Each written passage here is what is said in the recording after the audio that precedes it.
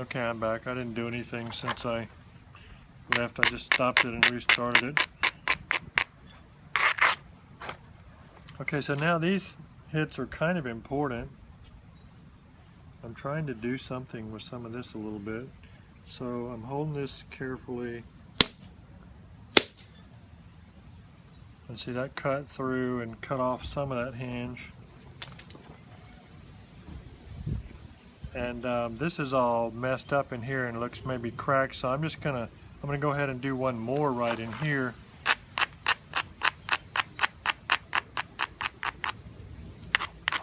I know this flake will run. And I still got square edge here, so I'll put this kind of on the edge. And see how I feathered it into here and got rid of half of that square edge right there.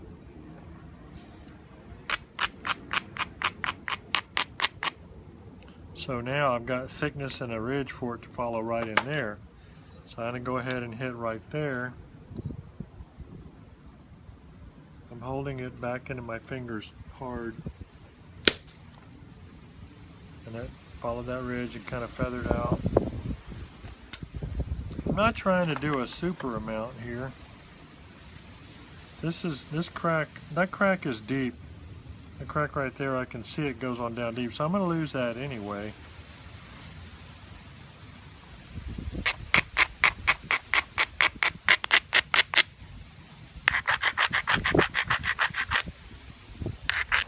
I don't really like hitting on chalk, but I'm going to try and bypass this a little bit, hit this direction a little bit and see if I can undercut some of that. So that blended all of that in. Those hinges are now gone, although there's a little low spot there. But it did kind of go around some of that cracked area. And so I'm getting where I can kind of zigzag that almost. And it looks like I haven't ruined anything. I mean, the point is still in there. It ain't going to be a big point in there, but there's a point in there. So now I'm just going to do gently a little bit here, along in here, stick it in my leg. There's more of that square edge gone, and it stopped right where I wanted it to, where that low spot is. And that stopped, came along the ridge from the other one and stopped right in there.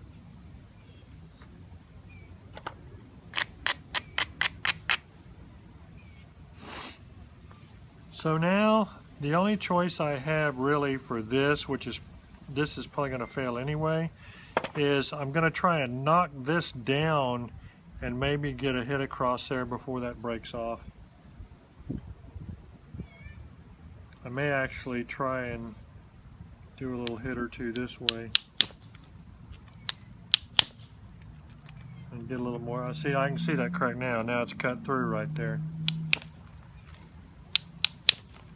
So we'll expect it to come off at any moment. In fact, I might as well just tap it off. There it goes. The reason I tapped it off is it's better to just get it off there than to have it fail when I'm trying to do a hit on it.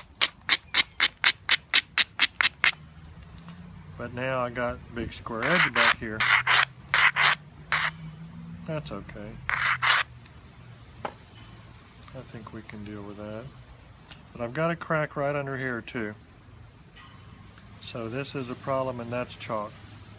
So I'm coming down.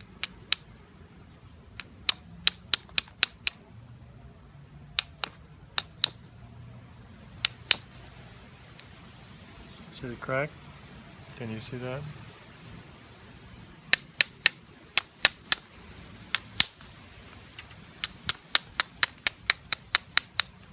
Stuck in, supported all along.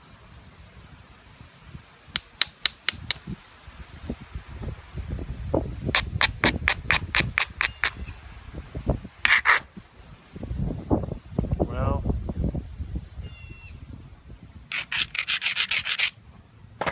let's see if we can get a hit on it.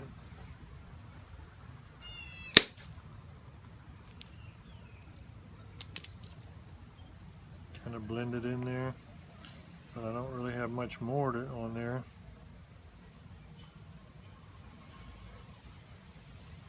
I'm beveling this back the other way because this is a little thicker and this is a little flatter, and this is still chalk, so I got to lose it anyway.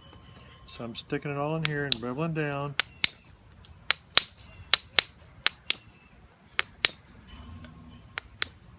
Holding my finger under it, my thumb's on top of it, pinching it.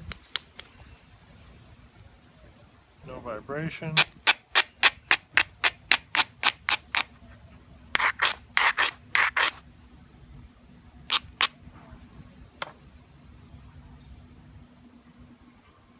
I'm going to go ahead and hit along here a little.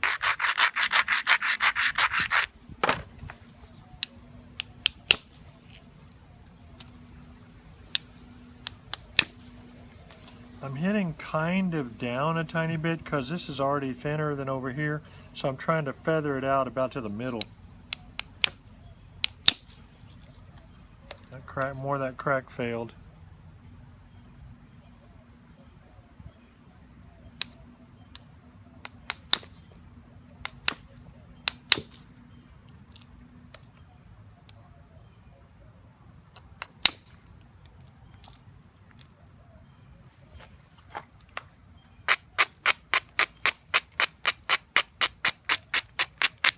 Y'all, I think it really takes quite a bit of doing this before you get comfortable with it, because it's almost like playing a musical instrument under here. I'm doing all this crap with my fingers, and I don't even really think about it, but I use different fingers to support depending upon where the support is needed. I just switch back and forth between support my little finger, any of them. I'll support with any of them, depending upon where the issue is that needs it. I think this is Mozart type.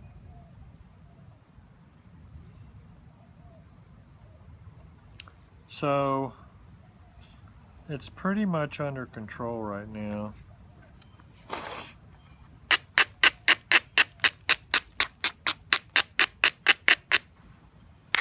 I don't know if you thought I could get that rock under control, but you know, if you don't get in a rush, I see quite a few nappers napping pretty fast, and sometimes they nap too vigorously. I mean, I know I'm an advocate of hitting hard, but only when that's a good idea. I mean, I don't hit hard just for its own sake. I mean, there's a plan for every strike.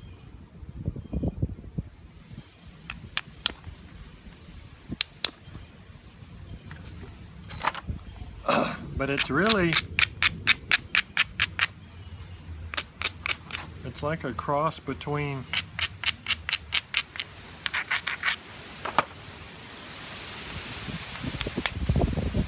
force and brains with you know, beat on something, but it's a chess game kind of.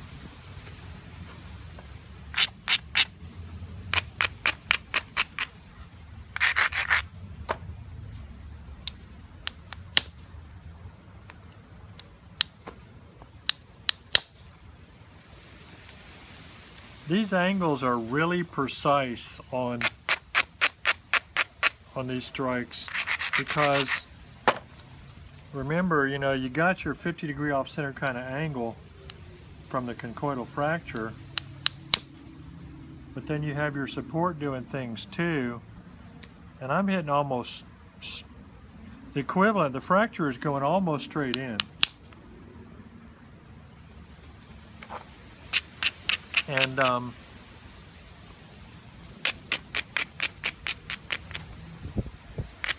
you've got to be able to do that from multiple, you know, angles, using the support with different fingers and stuff.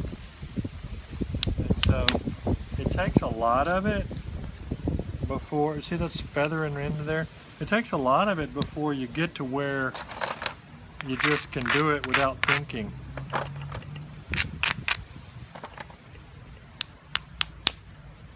I guess it's a bad analogy. It's like when you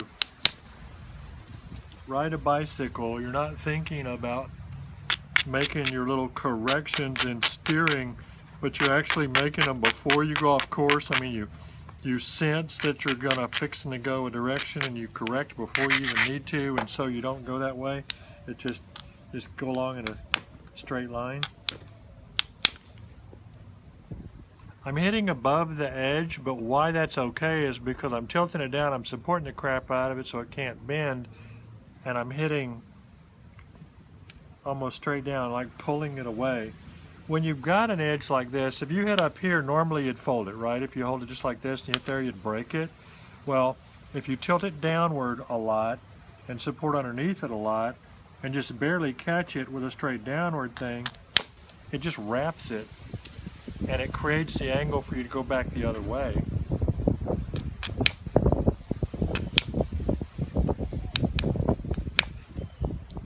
See how it made like a platform to shoot back over that way?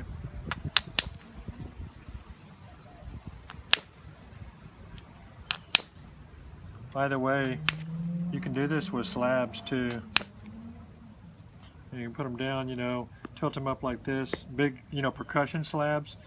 Put it down like this, tilt it up and hit straight down, and it'll just wrap it around like that and make your little platform to go back the other way with.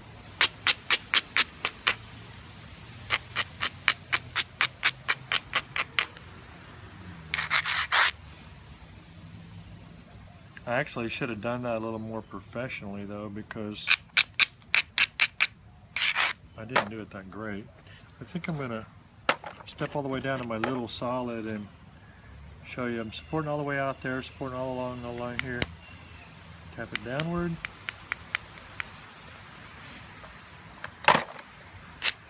A braid, flip it.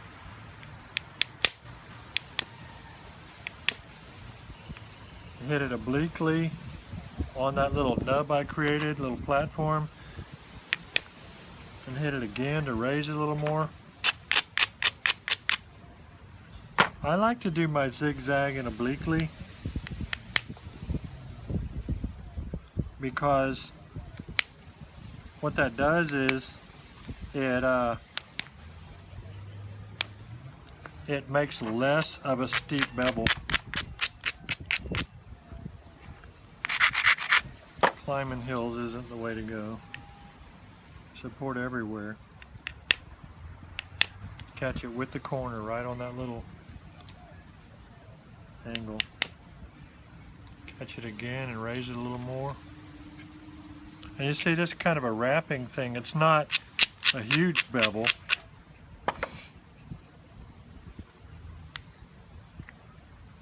This is kind of flat on top, so it's sort of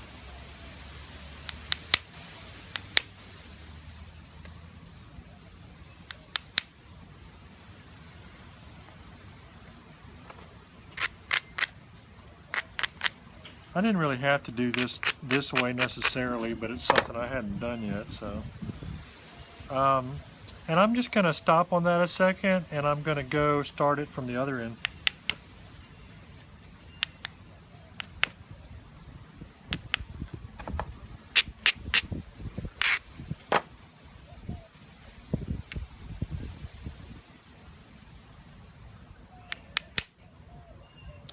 And I hit inward, not down. When you're messing around on the ends, angles are more important.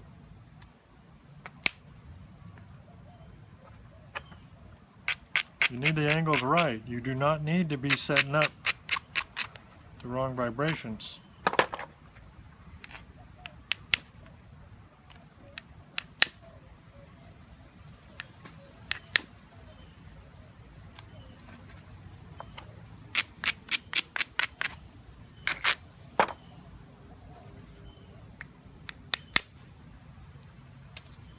And that ran all the way down to here. I hit it back here and ran all the way down there.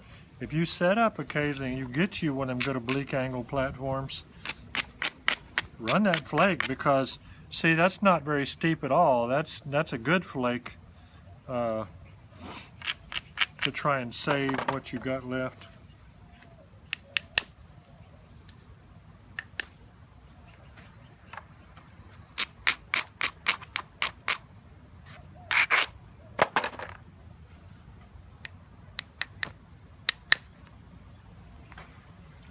into there too.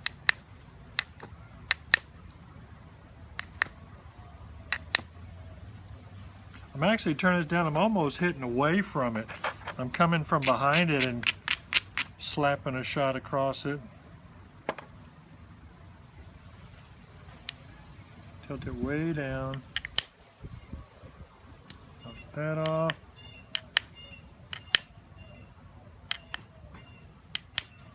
Knock that off. And knock that off. And the square edge is gone. So now we have no more square edges, and this thing is under control, and you'll just have to believe me that I can make a point out of this, because I'm not going to force you to sit here and watch any more of it for right now. But anyway, so that's all about support and some little percussion tricks on a weird, hard to work rock. So bye for now. Freeze crack.